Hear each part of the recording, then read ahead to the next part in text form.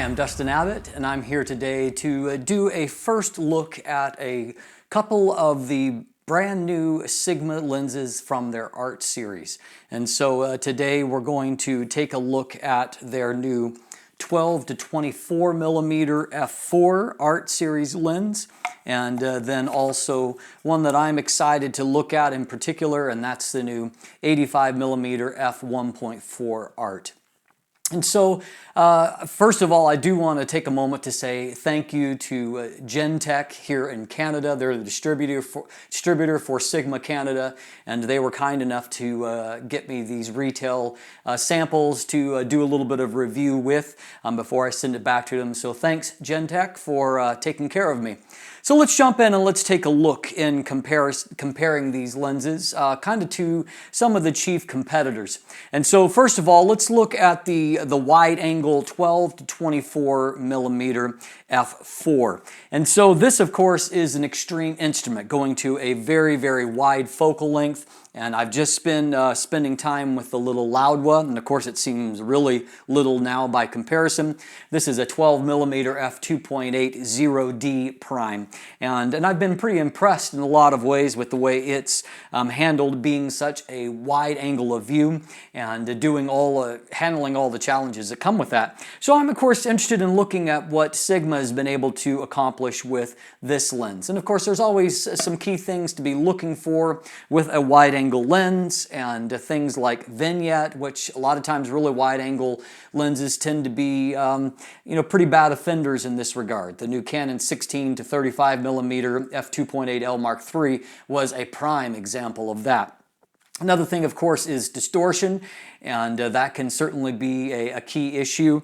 And beyond that, there's things like chroma performance, how well it renders things like stars, a lot of different aspects like that. So with my experience with Sigma art lenses, here are my expectations going in. I expect this to be a very sharp lens. That's something that Sigma has done a great job with. And of the things that I kind of complained with when I did a review not long ago of the 20 millimeter f1.4 art, was I certainly noted that it was a very sharp lens, and so no issues with that.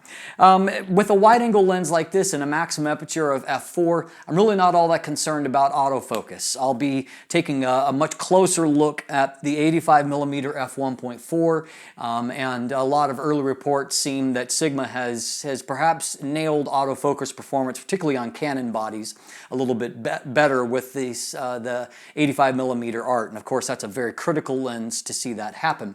But beyond that, I'm definitely interested in seeing what chroma performance is like. And one thing I can quickly tell you from looking at the actual design of the lens is that, finally, we have a gasket here, and so there is some attempt at weather seal on this lens, which is hugely important for a landscape oriented, outdoor oriented wide angle lens. And so kudos to Sigma for getting that message. And so let's just take a look at how the specs compare to some of the chief competitors. Now here I've got, although it doesn't go as wide, I've got the Tamron 15 to 30 millimeter f2.8. Now these are kind of different strokes for different folks, in that obviously the Tamron doesn't go quite as wide, and at the same time it has a maximum aperture of f2.8, which is going to be wider than all of the competitors, say the Nikkor 14 to 24 millimeter f2.8, for those that are shooting on Nikon bodies. And so similar in that regard, and so it has a wider maximum aperture. It doesn't have quite as wide a focal length, and of course it has an image stabilizer. But like the Sigma, all of these lenses, in fact, that are kind of the chief comparison points, they all have a curved front element. I think it's pretty hard to develop a lens this wide without running into that particular issue. And so all of these, including the Nikkor 14 to 24 millimeter, the Canon 11 to 24 millimeter f4L lens, the Tamron, and of course the Sigma, all of them are going to require third-party solutions when it comes to filtering.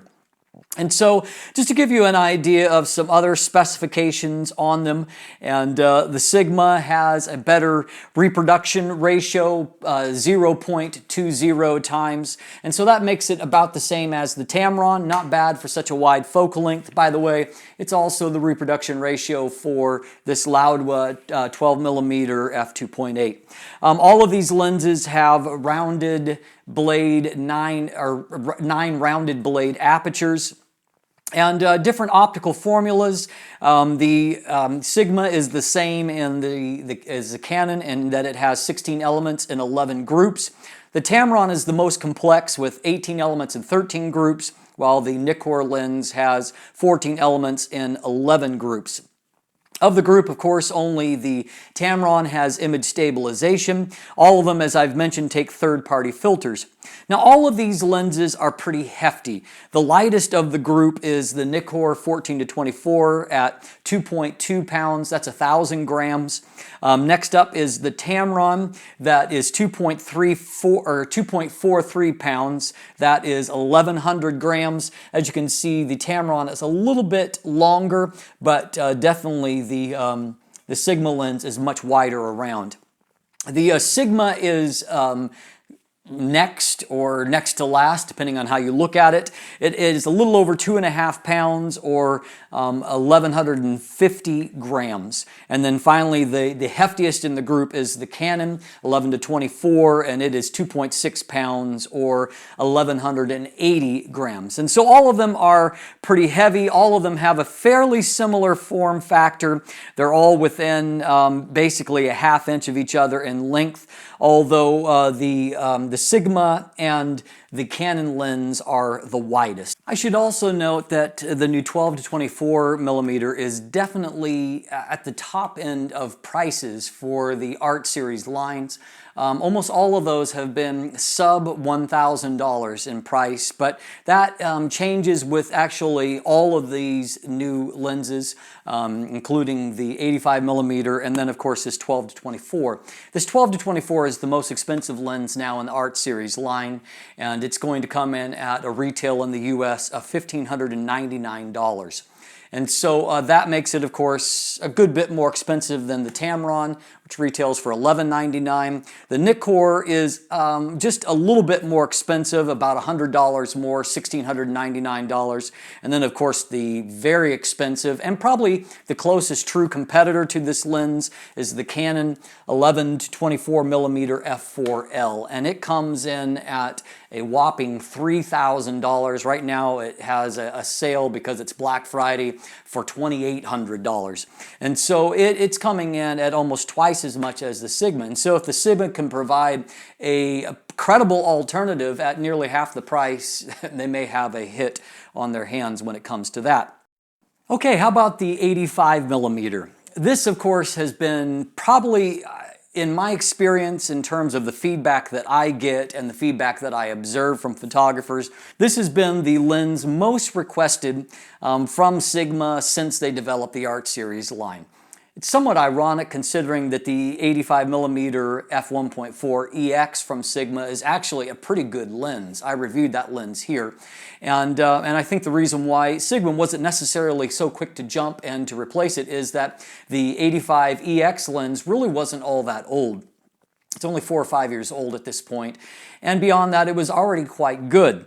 And so I think that what Sigma has done here has not really created a true replacement for the EX lens. Why do I say that? The EX lens really is kind of a more traditional lens. It's about a traditional form factor for an 85mm, kind of short and squat.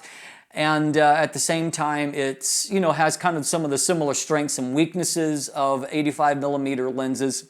But I think that with this lens, Sigma has thrown completely out the window trying to make a compact lens. They have gone for a lens that, at least the build suggests, they have gone for a lens that is really about maximum image quality at the cost of everything else. I'm kind of reminded of when I held the Otis 85mm f1.4 lens from Zeiss.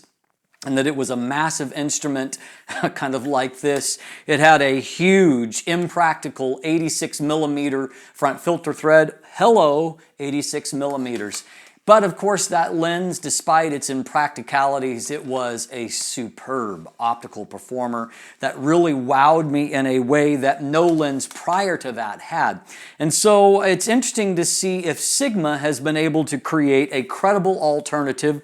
And it's in many ways, though not in price, when it comes to the physical build, it's really as impractical as the Otis was. This is a very large, well over 1,000 gram, well over 2 pound lens that feels front heavy. Even on a 5D Mark IV here, I can feel holding my hand that there's a pull down towards the front. You can see that this lens has a huge movement towards the front element here and a massive focus ring. And so this lens has got to perform in the optical department because it's not a lens that you're just going to throw in your bag and forget about. This is a lens that has been engineered for those that want a very demanding optical performance. Those that want to shoot at f1.4 to f2 and to have fabulous results. And so we're going to see if Sigma has been able to pull that off. And so a few things to know about the lens. Price-wise, it comes in at $11.99. Now, some people are disappointed that that Sigma breached the $1,000 mark with the Art series, but truth of the matter is you don't build a lens like this that goes after an Otis lens optically and charge $800 for it.